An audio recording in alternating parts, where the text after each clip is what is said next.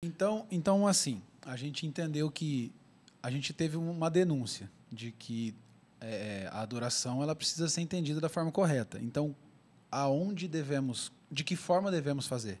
Acho que esse que é o grande ponto. Hoje. A gente entendeu como não fazer. Qual seria, então, a forma correta? A forma correta, se alguém falar que tem agora, está mentindo. Isso não aconteceu ainda. Está mentindo. Mentiroso! Mentiroso! Mas agora, o mais importante do que saber o que é certo é saber o caminho. Uhum. Porque o certo varia de acordo com o tempo, né? Então, assim, o caminho que Deus tem para a gente fazer o que é certo agora passa por 2 pilares gigantescos e pequenos e óbvios. Bíblia e oração.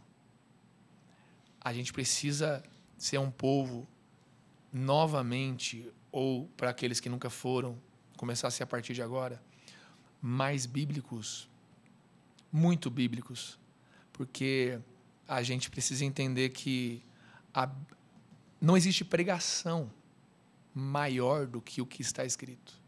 Por mais que a pregação seja incrível, o que está escrito é maior que qualquer pregação que já foi pregada. E nós vivemos um tempo da busca pela palavra o Spark. O Spark, a palavra. As pessoas passam mais tempo assistindo podcasts, não que eu queira cair a audiência de vocês, já pode do ir que embora. lendo a Bíblia. Obrigado, Brisa. Do que lendo suas Bíblias. Isso é perigoso. Sim. Porque falta conteúdo. Na verdade, é tudo que é distração, né, cara? Exatamente, cara. É o combate à distração. E então a Bíblia e a oração, ela nos alinham em fé, porque a oração é um exercício de fé. A oração é uma sujeição à fé. Você para tudo que está fazendo para um Deus que você não vê, não sente e ora. Uhum. Né? A Bíblia é buscar por um livro que muitas vezes parece obsoleto, mas é o mais vivo e eterno que existe. Então, cara, esses 2 pontos, eles dão um caminho para a gente chegar no lugar. Parar de ouvir um pouco a opinião dos homens e todo mundo se voltar para as Escrituras. Porque enquanto eu acho uma coisa e você acha uma coisa, eu tenho uma experiência e você tem outra, a gente segrega e divide. Agora, se eu e você formos para a palavra, para o que a Bíblia diz, a gente se une. O que vai aumentar a união da igreja, a unidade da igreja nos próximos dias, se chama Bíblia. É o que mais está em falta. É o que mais tem em falta. Muita revelação, muito desejo de revelação, muita profecia, coaching, muita coisa falada e pouca coisa lida, guardada. E Jesus, se você for ver, cara, Deus fala com a gente. É maravilhoso ouvir Deus, cara. Como é bom. Mas Jesus, o Filho de Deus, o Deus encarnado, o Deus unigênito, cara, ele se submetia mais ao que está escrito do que ao que Deus dizia. Uhum. Porque tudo que ele fazia, ele falava, está escrito. Porque está escrito. Porque está escrito. Porque está escrito. A gente precisa diminuir, não falo que é abolir, mas diminuir. O Deus me disse para estar escrito. Exato. Por isso eu faço. Isso conecta, porque, mano, se você está fiel e mergulhando nas Escrituras, eu também estou, cara, não tem como nós sermos 2, nós vamos ser 1, porque a mesma essência de fé está em nós. E a oração é o que coloca vida e fôlego nisso tudo, sendo cheio do Espírito. Então, e nessa busca por uma vida de oração, Medina, eu acredito que ser cheio do Espírito Santo para se tornar o filho maduro, o guiado por Deus. A gente tem que transicionar.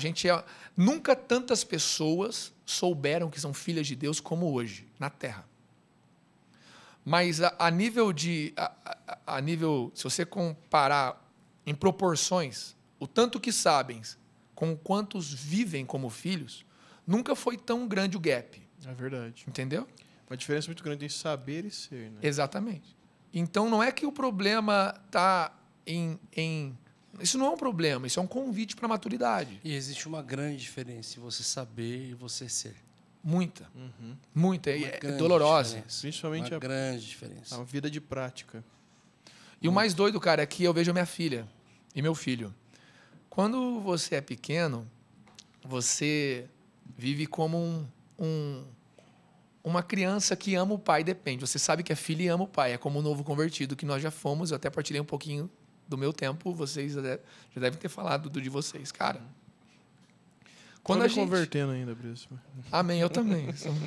Mas, cara, quando a gente olha para para um filho pequeno, ele sabe que é filho. Meu filho sabe que é papai. Papai tem 2 anos. E ele depende do pai, ele ora o pai, ele fala com o pai, né? E tal. Porque a conversa dele comigo é a oração nossa com Deus. Só que, cara, a minha filha adolescente daí começa a ficar punk. Porque aí é o tempo onde você acha que é o que você não é. Você acha que sabe das coisas e não sabe.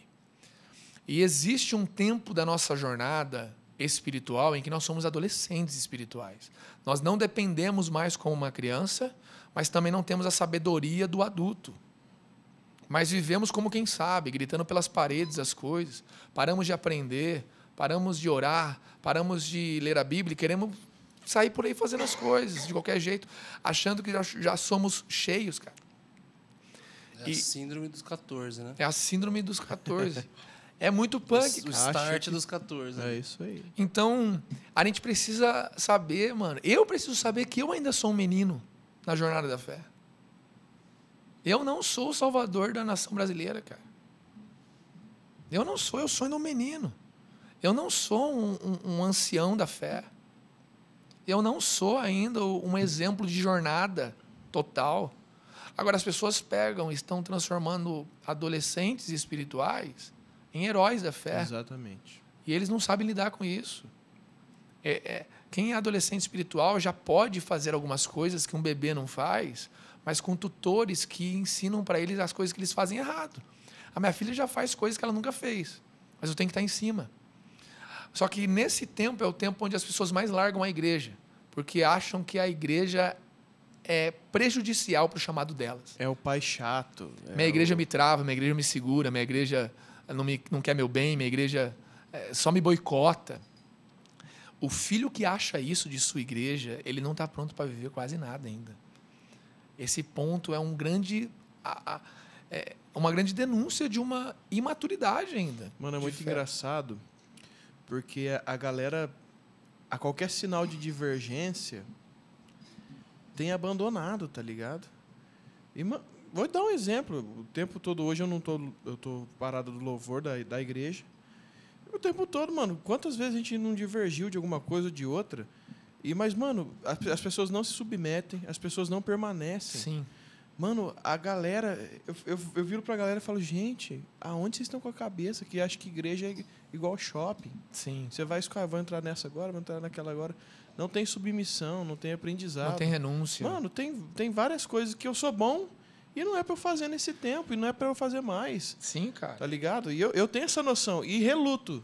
Porque, mano, o coração reluta, tá ligado? E, cara, e o mais doido é que o que difere homens de meninos espirituais, não que eu me coloque como um homem já pronto, ainda não sou, estou nesse caminho, mas, cara, é o tanto que a gente já topou perder em prol do plano de Deus e em prol do bem da igreja.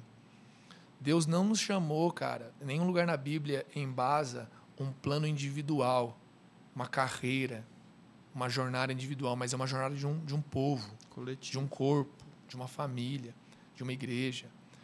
Então, tudo passa por Deus e pelo povo. O meu indivíduo, então, ele vai sendo forjado por esse povo, vai sendo consolado, ensinado pela igreja. Então, quando eu coloco o que eu faço acima da igreja, porque não existe ministério nenhum maior do que a igreja. Nenhum ministério. Por mais que seja um grande homem de Deus famoso. Reconciliação. Cara, um homem de Deus mais famoso do mundo não é maior do que a igreja de 30 membros na esquina de um pequeno bairro. Não é. Se for uma igreja genuína que quer o Senhor, não é. Ele é parte da igreja. Agora, quando a gente não vive essa vida em comunidade, e um grande homem maduro e ancião, ele sabe disso. Mas o jovem não. O jovem, ele se infla, ele se envaidece, sabe? Então, eu lembro de uma vez que quando eu saí dos 5 empregos, o Brunão me direcionou para uma jornada ministerial e ele e o Lê me direcionaram para mentoriar a Desascope, em 2018, na adoração. Foi a primeira igreja que eu mentoriei, depois outras mais. Mas, cara, eu fiquei 1 ano lá mentoreando eles lá, eu congregava praticamente lá e cá. E quando chegou um momento em que lá, cara, todo mundo me amava, me abraçava, me aplaudia, sabe? era querido de todos. Chegava aqui, aqui? mano, era só treta. Era ministro É. que só dava A paulada. síndrome de Poema. Mano, mas era só... Era de Síndrome cima e de casa, baixo. mano. Síndrome de casa. Os que eu Síndrome de casa. os que eu liderava e os que me lideravam, mano, era só porrada. Ninguém... A Bíblia chama isso de profeta em casa. Chamado, Cara, você eu fala. cheguei a cogitar no meu coração de uma forma muito pequena. Eu já falei isso pro Lê, por isso que eu falo isso agora aqui. Mas, cara, veio assim... Mano, será que aqui não é agora minha casa? Aí me lembrou, né, da palavra de Jesus, né? O profeta não tem honra em sua casa. Aí Deus me disse, o testificar de que a Poema é sua casa é E porque lá ainda você para não tem honra. ajudar, vem umas exatamente. vozes externas atuais, né? De treinamentos e coaches e tal, falando... Olha aí. Não, fique... vá onde você é celebrado, né?